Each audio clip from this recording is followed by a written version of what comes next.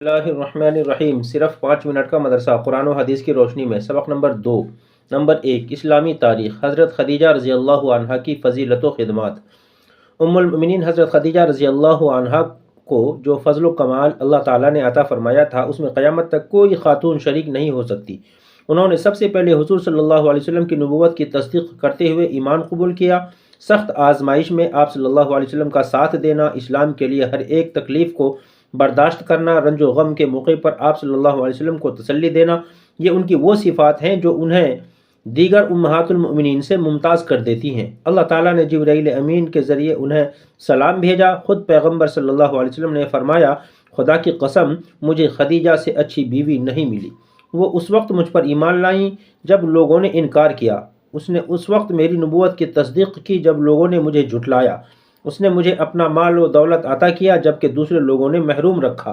حقیقت یہ ہے کہ ابتدائی اسلام میں انہوں نے دین کی اشاعت و تبلیغ میں اپنی جانی و مالی خدمات انجام دے کر پوری امت پر بڑا احسان کیا ہے۔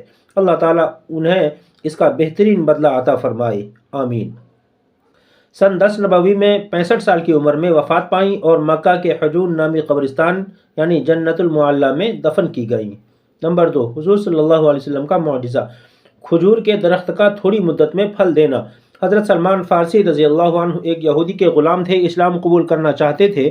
جب ان کے آقا کو یہ بات معلوم ہوئی تو اس نے ایک شرط لگائی کہ اتنے کھجور کے درخت لگاؤ اور ان کی دیکھ بھال کرو، جب وہ پھل دینے لگے تب تم آزاد ہو۔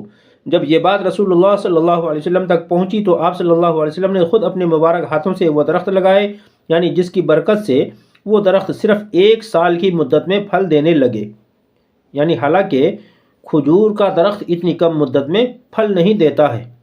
نمبر 3، ایک فرض کے بارے میں، نمازوں کا صحیح ہونا ضروری ہے۔ رسول اللہ صلی اللہ علیہ وسلم نے فرمایا، قیامت کے دن سب سے پہلے نماز کا حساب ہوگا۔ اگر نماز اچھی ہوئی تو باقی اعمال بھی اچھے ہوں گے اور اگر نماز خراب ہوئی تو باقی اعمال بھی خراب ہوں گے۔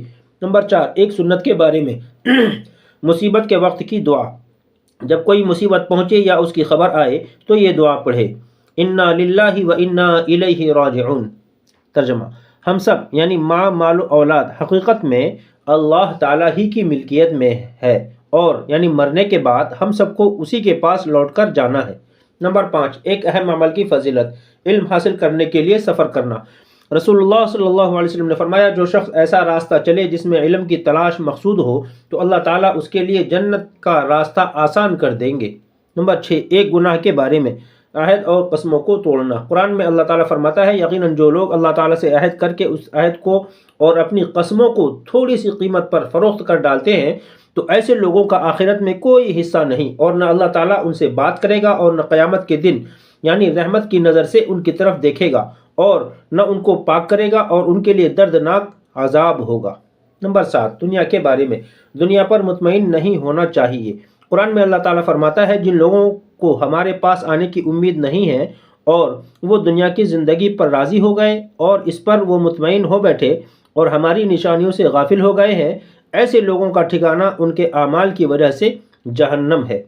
نمبر 8، آخرت کے بارے میں، قیامت کا منظر۔ رسول اللہ صلی اللہ علیہ وسلم نے فرمایا، اگر یعنی آخرت کے ہولناک احوال کے متعلق تمہیں وہ سب معلوم ہو جائے جو مجھے معلوم ہے تو تمہارا ہنسنا بہت کم ہو جائے اور رونا بہت بڑھ جائے۔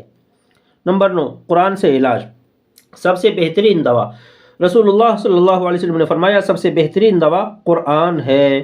فائدہ، علماء کرام فرماتے ہیں کہ قرآنی آیات کے مفہوم کے مطابق جس بیماری کے لیے جو آیت مناسب ہو اس آیت کو پڑھنے سے انشاءاللہ شفا ہوگی، اور یہ صحابہ کرام رضی اللہ عنہم اجمعین کا معمول تھا۔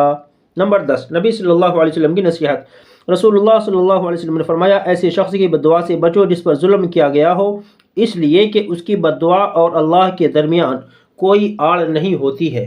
اللہ تعالی ہم سب کو عمل کی توفیق نصیب فرمائے۔